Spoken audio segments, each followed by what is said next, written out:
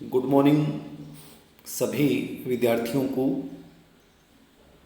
आज हम लोग इससे पहले दो टॉपिक हमने पढ़े थे, कुतुबुद्दीन ऐबक और इल्तुतमिश। दिल्ली सल्तनत हम लोग पढ़ रहे हैं और दिल्ली सल्तनत को पढ़ने के बाद, हर टॉपिक को पढ़ने के बाद आपको ये आइडिया लगना चाहिए कि यहाँ से प्रश्न पूछने का तरीका क्या है, कौन से प्रश्न पूछे जा सकते हैं, कौन से क्वेश्चन बन सकते हैं, ये हमें समझना पड़ेगा साथ के साथ में। तो मैं हर टॉपिक के बाद कोशिश करूँगा कि आपको महत्वपूर्ण प्रश्नोत्तर का अभ्यास करवाया जाए, ताकि आपको आने वाले एग्जाम में या कोई भी आप कंपटीशन एग्जाम भी देते हैं तो आपको एक बहुत बड़ा फायदा होगा। आज हम महत्वपूर्ण कुछ क्वेश्चंस पे चर्चा कर रहे हैं। इल्तुतमिश को मैंने आप लोगों को पढ़ा दिया था कि इल्तुतमिश दिल्ली सल्तनत का महत्वपूर्ण शासक, उसको वास्तविक संस्थापक क्यों कहा जाता है, उसने कौन से सुधार किए, तुर्कानी चहलगानी क्या थी, एकता प्रणाली क्या थी, कंप्लीटली हमने समझ लिया है। आज हम इन प्रश्नों के माध्यम से आपकी नॉलेज को चेक करने की कोशिश करेंगे, जिससे आपको आइडिया लगेगा। तो देखिए, कुछ क्वेश्चंस हम लोग देख रहे हैं। पहला प्रश्न जो आपके सामने आ रहा है वो आप यहाँ देख पा रहे हैं।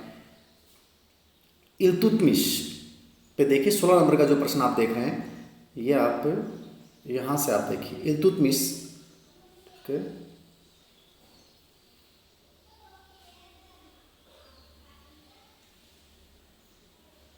इल्तुतमिश में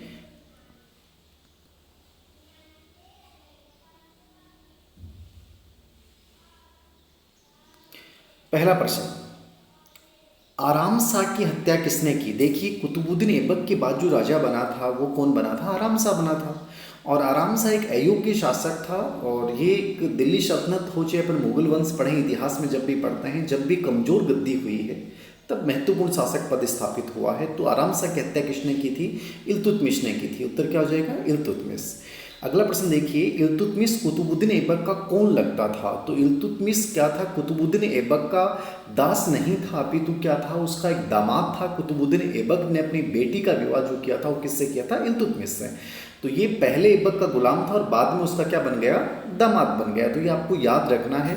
और एक विशेष बात और ये भी याद रखनी है कि इल्तुतमिश कुतुबुद्दीन ऐबक से पहले दास्ता से मुक्त हो गया था। 1208 में ही दास्ता से मुक्त हो गया था, एक बहुत बड़ी बात थी, जबकि कुतुबुद्दीन ऐबक बहुत बाद में हुआ। ठीक है। इल्तुतमिश कहाँ का रहने वाला था, तो इल्तुतमिश कहाँ का रहने वाला था, तुर्किस्तान तुर्क था और ये शमसी वंश से संबंधित था। इल्तुतमिश किस जाति का था, इल्बारी जाति का तुर्क था। आगे देखिए, कुतुबुद्दीन ऐबक की मृत्यु के समय बंदायूं का गवर्नर कौन था। तो ये प्रश्न बहुत बार, हर जब भी अपन से मुगल वंश पढ़ेंगे आपको याद रखना है कि ये प्रश्न बहुत बार पूछेगा कि जो राजा के बारे में हम पढ़ रहे हैं तो उस समय वो कहाँ का गवर्नर था। तो बंदायूं का गवर्नर कौन था, इल्तुतमिश कुतुबुद्दीन ऐबक की मृत्यु के समय। इल्तुतमिश ने अपनी राजधानी लाहौर से स्थानांतरित की थी, और कहाँ पे की थी। देखिए, कुतुबुद्दीन ऐबक ने लाहौर को अपनी राजधानी बनाया था, लेकिन इल्तुतमिश ने अपनी राजधानी किसको बनाया था, दिल्ली को बनाया था। इस चीज़ को याद रखना आपको। इसलिए दिल्ली का वास्तविक संस्थापक कहलाने के कारण, या दिल्ली सल्तनत का वास्तविक संस्थापक कहलाने के पीछे ये भी एक रीजन था, क्योंकि दिल्ली को अपनी राजधानी बनाने वाला शासक कौन था, इल्तुतमिश था। आगे देखिए, इल्तुतमिश दिल्ली का सुल्तान किस नाम से बना था, ये प्रश्न बनता है। इल्तुतमिश दिल्ली का सुल्तान किस नाम से बना था। तो किस नाम से बना था ये आपको देखना है, शमसुद्दीन। इसका जो उस समय नाम था वो क्या था, शमसुद्दीन था। दिल्ली का जब सुल्तान बना था ये। कुतुब मीनार के अधूरे निर्माण कार्य को पूरा किसने करवाया। तो कुतुब मीनार का कार्य शुरुआत तो किसने की थी, कुतुबुद्दीन ऐबक ने, लेकिन उसको कंप्लीट किसने करवाया था, इल्तुतमिश ने। ये प्रश्न बहुत बार कंपटीशन एग्जाम में पूछ लिया जाता है। वह प्रथम शासक कौन था जिसने 1229 में बगदाद के सुल्तान के पद की वैधानिक स्वीकृति मिली थी।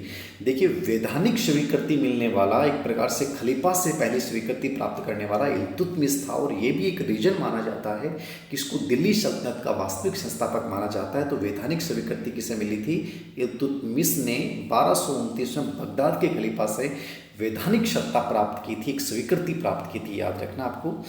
40 सरदारों का गुट किसने बनाया। तो 40 सरदारों का गुट किसने बनाया था, इल्तुतमिश ने। यानी तुर्कानी चहलगानी इसको कहा जाता, और इसके बड़े स्वामी भक्त थे, जिसकी सहायता से इसने अपने दिल्ली सल्तनत का विस्तार करने में, एक साम्राज्य का प्रशासन का सुगठन करने में, बाद में बलबन ने धीरे धीरे करके इन सभी को खत्म करवा दिया था। ठीक है ना। आगे देखिए, 40 सरदारों का गुट किस नाम से जाना जाता है? तो 40 सरदारों का जो गुट है वो किस नाम से जाना जाता है? आपको याद रखना है, तुर्कान ए चेहलगानिया चारगान। ठीक है, तुर्कान ए चेहलगानिया चारगान नाम से इसको जाना जाता था। प्रथम तुर्क शासक कौन था जिसने सोने के शुद्ध अरबी सिक्के चलाए? ठीक है, ये भी एक कारण था कि इसको दिल्ली सल्तनत का वास्तविक संस्थापक माना जाता, सोने के शुद्ध अरबी सिक्के चलाने वाला। ठीक है, जीतल भी इसने चलाया था, चांदी का टका भी इसने चलाया था। वो कौन था? इल्तुतमिश था, याद रखना। ठीक है, चांदी का टका और तांबे का जीतल किसने चलाया? इसका उत्तर भी क्या हो जाएगा? इल्तुतमिश। ये सब पर्सनल कॉम्पिटिशन एग्जाम में आए हुए हैं, तो थोड़ा सा इनको आपको देख के जाना है। स्वयं को नासिर उल मोमिन किसने घोषित किया था? तो ये इसने एक उपाधि घोषित की थी अपनी स्वयं की, और ये क्या थी? नासिर उल मोमिन। ये किसकी उपाधि थी? इल्तुतमिश की। इक्ता प्रणाली का प्रचलन किसने शुरू किया? तो इक्ता प्रणाली का प्रचलन किसने शुरू किया था? इल्तुतमिश ने। मैंने आपको बताया था इक्ता एक प्रकार से प्रांत का एक छोटा सा भूभाग होता था, जिसको इक्तादार, इसका जो अधिकारी होता था उसको इक्तादार कहा जाता था, और उसको एक प्रकार से वेतन के बदले ये प्रदान किया जाता था। याद रखना, इक्ता प्रणाली, इसकी चर्चा हम पहले के वीडियो में कर चुके हैं, आप वहाँ देख सकते हैं। तो इक्ता प्रणाली का प्रचलन किसने शुरू किया था? इल्तुतमिश ने। इसमें इतनी सुधार बहुत सारे आगे होते गए, बलबन ने कुछ सुधार किया। वो चर्चा अपन बलबन का दरवाजा तो सिद्धांत पढ़ेंगे, वहाँ मैं करूँगा डिटेल में। आगे देखिए, इल्तुतमिश के दरबार में रहने वाला प्रसिद्ध इतिहासकार कौन था? ठीक है ना, ये आपको प्रसिद्ध इतिहासकार को थोड़ा सा समझना है। तो इल्तुतमिश के दरबार में प्रसिद्ध इतिहासकार कौन था? मिनहाज उस सिराज, याद रखना। तबकात ए नासिर इसने लिखी थी, याद रखना। मिनहाज उस सिराज जो था वो प्रसिद्ध इतिहासकार था इल्तुतमिश के समय में, और इसका जो ग्रंथ था तबकात ए नासिर, इसकी रचना मिनहाज उस सिराज ने की थी, याद रखना। नासुद्दीन मोहम्मद का मकबरा सुल्तानगढ़ी का निर्माण किसने करवाया था? तो सुल्तानगढ़ी का निर्माण किसने करवाया था? इल्तुतमिश ने करवाया था। किसने करवाया था? इल्तुतमिश ने, याद रखना। मकबरा सुल्तानगढ़ी, ठीक है, मकबरा प्रणाली का जन्मदाता भी एक प्रकार से इसी को माना जाता है, इल्तुतमिश। नासुद्दीन मोहम्मद कौन था? तो नासुद्दीन मोहम्मद क्या था? इल्तुतमिश का पुत्र था, ये आपको याद रखना है, इल्तुतमिश का पुत्र। इल्तुतमिश का पुत्र था ये। नासुद्दीन मोहम्मद का मकबरा कब बना था? तो 1231-32 ईस्वी में इसका मकबरा बनाया गया था। भारत में प्रथम मकबरा बनाने का श्रेय किसको जाता है? याद रखना, ये बहुत इंपॉर्टेंट प्रश्न है, कॉम्पिटिशन एग्जाम में IAS RS में बहुत बार ये पूछ जाता है। तो भारत में प्रथम मकबरा बनाने का श्रेय जाता है इल्तुतमिश को। किसको जाता है? इल्तुतमिश को, याद रखना। बदायूं में जामा मस्जिद और अजमेर में मस्जिद किसने बनाई? इल्तुतमिश ने। तो बदायूं में जामा मस्जिद और अजमेर मस्जिद का निर्माण इल्तुतमिश ने करवाया था। अतारकिन का दरवाज़ा, ये बहुत इंपॉर्टेंट है, बहुत बार प्रश्न पूछा गया। अतारकिन का दरवाजे का निर्माण किसने करवाया था? तो अतारकिन के दरवाजे का निर्माण किसने करवाया था? इल्तुतमिश ने। इल्तुतमिश की मृत्यु कब हुई? तो ये 1236 ईस्वी में इसकी मृत्यु हुई। इल्तुतमिश का मकबरा कहाँ स्थित है? इसका मकबरा दिल्ली में स्थित है। कहाँ पे स्थित है? दिल्ली में स्थित, जिसको सुल्तानगढ़ी कहा जाता है। इल्तुतमिश की मृत्यु के बाद दिल्ली का सुल्तान कौन बना? तो रुकनुद्दीन फिरोज शाह, ठीक ना, रुकनुद्दीन फिरोज शाह बना था, जिसको हटाकर फिर रजिया बनी थी। आपको पता हो, आगे हम रजिया का पढ़ेंगे कि रजिया क्या सफलता के कारण क्या थे। दिल्ली सल्तनत की प्रथम महिला शासिका, वो आगे चर्चा करेंगे। रुकनुद्दीन फिरोज इल्तुतमिश कौन था? तो ये इसका बड़ा पुत्र था इल्तुतमिश का, रुकनुद्दीन फिरोज। बाकी ये अयोग्य था, इल्तुतमिश चाह भी नहीं रहा था कि इसको शासक बनाए, लेकिन जो है वो षड्यंत्रों की वजह से ये है सुल्तान बना। आगे मैं रजिया के अंतर्गत इसकी कंप्लीट चर्चा करूँगा कैसे ये बना था। आगे देखिए, रुकनुद्दीन का शासन कार्य कौन चलाती थी? तो उसकी माँ थी शाह तुर्कान। ये भी बहुत बार आया हुआ प्रश्न है।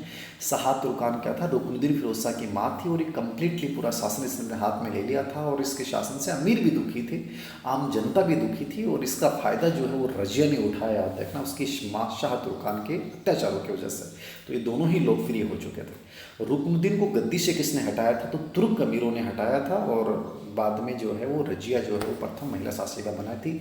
अगला जो टॉपिक रहेगा रजिया के ऊपर, मैं इसकी चर्चा कंप्लीटली करूँगा। तो ये पर्सन जो थे, इनके माध्यम से आपको एक आइडिया लगा होगा कि कैसे प्रश्न कॉम्पिटिशन एग्जाम में पूछे जाते हैं, कैसे प्रश्न बन सकते हैं। बड़े प्रश्नों में केवल ये बनेगा इल्तुतमिश दिल्ली सल्तनत का वास्तविक संस्थापक कहलाता है कैसे? तो उसकी मुद्रा प्रणाली की वजह से, उसके आर्थिक सुधारों की वजह से, उसके प्रशासनिक सुधारों की वजह से, दिल्ली को राजधानी बनाने की वजह से, विजयों की वजह से दिल्ली सल्तनत का वास्तविक संस्थापक कहा जाता है। ये प्रश्न याद रखना है। इसके अलावा आपको याद रखना है कि इल्तुतमिश की प्रमुख विजय क्या थी, इल्तुतमिश ने कला के इस क्षेत्र में, संगीत क्षेत्र में क्या योगदान दिया, उसने किन विद्वानों को संरक्षण दिया, ऐसा कोई प्रश्न बन सकता है, ठीक है ना। तो वो इल्तुतमिश को प्रारंभ में किन कठिनाइयों का सामना करना पड़ा, तो ये कम्प्लीटली चर्चा मैं इसके वीडियो में कर चुका हूँ, वहाँ से आप देख लीजिए। तो इसके प्रश्नों के साथ जो है ये इल्तुतमिश का चैप्टर पूरा खत्म होता है। धन्यवाद।